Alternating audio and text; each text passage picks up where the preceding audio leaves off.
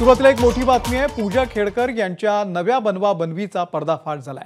पूजा खेडकर यांचं दिव्यांगांचं प्रमाणपत्र एबीपी माझाच्या हाती लागलेलं आहे। केंद्राचं दिव्यांग प्रमाणपत्र काढताना पूजा खेडकर यांनी बनवेगिरी केलेली आहे। केंद्राच्या प्रमाणपत्रावरती आधीच्या प्रमाणपत्राची माहिती विचारणारा पर्याय त्यांनी निवडलेला आहे। 2022च्या प्रमाणपत्रावरती पूजा खेडकर यांचं नकारार्थी उत्तर आहे। प्रत्यक्षामध्ये नगरच्या सिव्हिलमधून 2018-2021 साली त्यांनी प्रमाणपत्र काढलेलं होतं। केंद्राच्या दिव्यांग प्रमाणपत्रासाठी अपघातामुळे अपंगत्व आल्याचं त्यांनी कारण दिलेलं आहे। मंदार गोंजारी आपले प्रतिनिधी या संदर्भातले अपडेट देतील। मंदार, एकामागोमाग यांचे अनेक पर्दाफाश होत आहेत। आता हे अपंगाचं जे प्रमाणपत्र आहे त्यामध्ये सुद्धा घोटाळा झालाय। काय नेमकं घडलेलं आहे?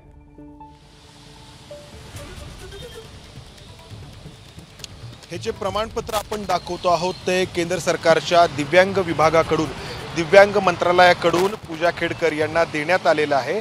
आणि हे प्रमाणपत्र पाहिल्यानंतर आपल्याला लक्षात येतं की या प्रमाणपत्रामध्ये एक प्रश्न विचारण्यात आलेला आहे की तुमच्याकडे आधी दिव्यांग प्रमाणपत्र होतं का, आणि या कॉलममध्ये पूजा खेडकर यांनी नाही असं उत्तर दिलेलं आहे।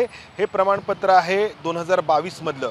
मात्र आत्तापर्यंतच्या चौकशीतून हे समोर आलेलं आहे की 2018 मध्ये पूजा खेडकर यांनी अहमदनगरच्या जिल्हा रुग्णालयातून त्यांना नेत्रदोष असल्याचं प्रमाणपत्र मिळवलं होतं, आणि त्यानंतर 2021 मध्ये देखील त्यांनी अहमदनगरच्या जिल्हा रुग्णालयातून त्यांना नेत्रदोष आणि मेंटल इलनेस असे दोन विकलांगता असल्याचं प्रमाणपत्र मिळवलं होतं। मात्र ही माहिती पूजा खेडकर यांनी या प्रमाणपत्रामध्ये, म्हणजे केंद्र सरकारने जे त्यांना प्रमाणपत्र दिलंय त्यासाठी दडवल्याचं समोर आलेलं आहे। कारण अहमदनगरच्या जिल्हा रुग्णालयातून 2 वेळा प्रमाणपत्र मिळवल्यानंतर तिसऱ्यांदा या पूजा खेडकर यांनी पिंपरी चिंचवडमधल्या वायसीएम रुग्णालयामध्ये दिव्यांग प्रमाणपत्र मिळावं यासाठी अर्ज केला, आणि त्या अर्जानंतर त्यांना ते दिव्यांग प्रमाणपत्र मिळालं देखील। आणि वायसीएमच्या प्रमाणपत्राच्या आधारे त्यांनी केंद्र सरकारकडे दिव्यांग प्रमाणपत्र मागण्यासाठी अर्ज केला, जो स्वीकारला गेला। आणि त्यामध्ये आपण पाहतो आहोत की त्यांनी आधीच्या दिव्यांग प्रमाणपत्रांची माहिती दडवलेली आहे, आणि त्याचबरोबर